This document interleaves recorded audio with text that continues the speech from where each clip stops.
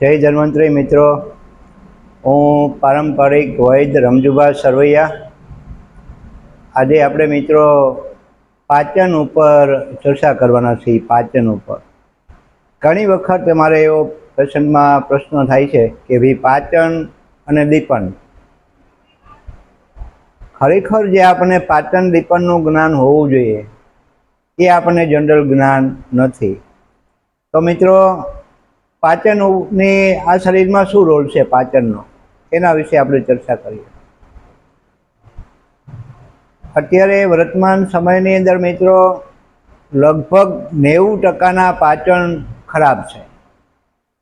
આજે વર્ષો પહેલાં પરિસ્થિતિ કેવી હતી કે આપણી ઋતુચર્યા, દિનચર્યા, આપણા ખોરાક એ પારંપરિક આપણે ભારતીય સંસ્કૃતિ મુજબ આપણે જીવન જીવતા હતા. એટલે જમ્યા પછી માણસને ઓડકાર આવે એટલે કહેવા ગતિ હવે બસ ઓડકાર આવી ગયો.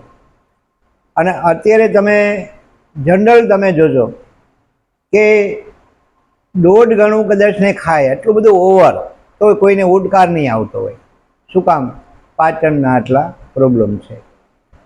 હવે પાચન એટલે શું અને દીપન એટલે શું?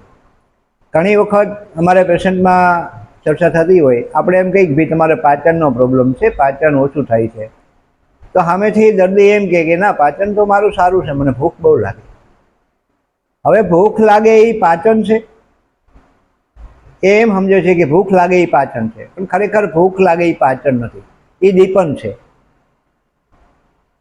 ભૂખ લાગે છે ને વધારે ખાય છે એટલે પાચન થઈ જાય છે એવું નહીં.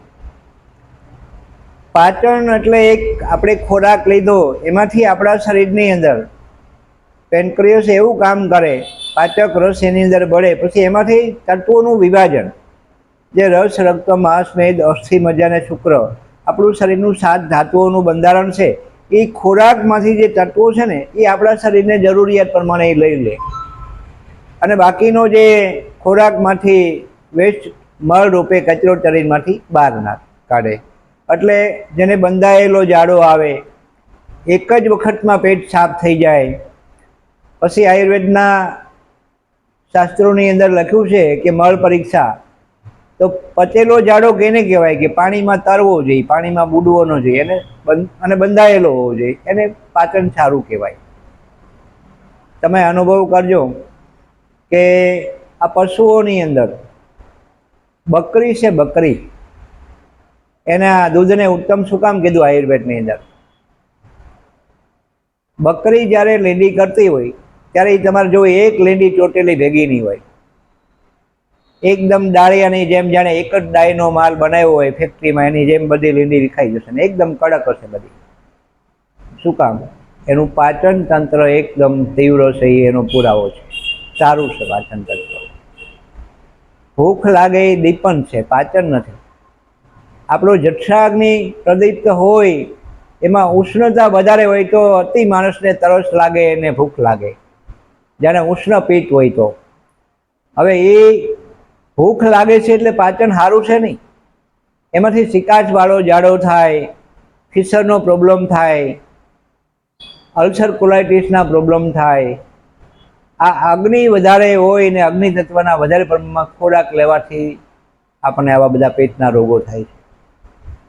તો પાચન ખાસ સુધારવાની જરૂર શું કામ?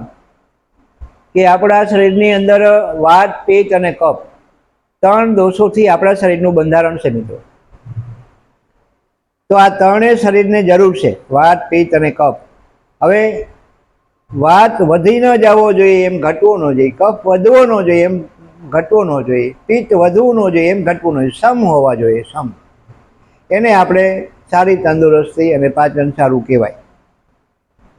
જ્યારે આપણા શરીરની અંદર કફનો દોષ વધી જાય કે પિત્તનો દોષ વધી જાય કે વાયુનો દોષ વધી જાય, એ શેનાથી વધી જાય છે? આપણું પાચન પહેલું ખરાબ છે. આપણું પેટ ખરાબ થાય પછી જ આ થાય. ઘણી વખત પાચન મન પડવાથી, અગ્નિ મન પડવાથી પાચન આપણું બગડે, આપણને ભૂખ ન લાગે, શરીરમાં ચામડીના રોગો થાય, આલસ્ય વધારે રહે, પાણી પીવાની ઈચ્છા પણ ન થાય, શરીરમાં કમજોરી આવે, આપણા શરીરમાં ધાતુઓ ઘટે, બહેનોમાં શ્વેત પ્રદરનો પ્રોબ્લેમ એને થાય, પુરુષોમાં પણ ધાતુક્ષયનો પ્રોબ્લેમ થાય. આ આપણું પાણી ઓછું પીએ એટલે શરીરનું ટેમ્પરેચર આપણું ગરમ રહે, વધારે જાડો કઠણ થાય. શું કામ? આપણો અગ્નિ મંદ છે, એટલે આપણને સારી કકડીને ભૂખ લાગવી જોઈએ, એ નથી લાગતી. હવે મિત્રો આપણે ઋતુચર્યાની વાત કરીએ તો વર્ષા ઋતુની અંદર અગ્નિ મંદ હોય. શું કામ? અત્યારે સૂર્યપ્રકાશ ઓછો આપણને મળે છે, એટલે આપણો જઠરા અગ્નિમંદ હોય. એટલે આપણા ઋષિમુનિઓ ઉપવાસ, એકટાણા, વ્રત 12 મહિનાની અંદર આ વર્ષા ઋતુમાં જ શું કામ તહેવારો વધારે આવે. ભગવાનને જો આપણે ભૂખ્યા રહી કે આપણે જમી લઈએ એને કોઈ પ્રોબ્લેમ નથી. આપણા ઓશિયાળા ભગવાન ના હોય. એટલે આપણા સ્વાસ્થ્ય માટે આપણા ઋષિમુનિઓએ આ બધું ધર્મની આરે જોડ્યું છે. ઉપવાસ એક જાતનો શરીર શુદ્ધિ માટેનો ઉત્તમ ઇલાજ છે. તમામ પ્રકારના રોગોની અંદર ઉપવાસ ઉત્તમ છે. એટલે વર્ષા ઋતુમાં આપણો જઠરાગ્નિ મંદ હોય એટલે બીમાર ન પડે એટલા માટે આ ઉપવાસ ને એકટાણા ને આ બધું આપણા ઋષિમુનિઓ વર્ષા ઋતુમાં વધારે મૂકી ગયા. તો મિત્રો અગ્નિ પ્રદીપ્ત કરવા માટે શું કરવું જોઈએ કે ભાઈ સૂંઠ, હળદર, આદુ, લસણ, ધાણાજીરું, લીંડી પીપર, હરડી, બેહડા ને આંબળા આ બધા કન્ટેનો આપણા રસોડાની અંદર તેજાના બધા મસાલા આ આપણે અગ્નિ મંદ હોય તો વધારે વાપરવા જોઈએ. અને અગ્નિને મંદ પાડે એવા પદાર્થો કયા?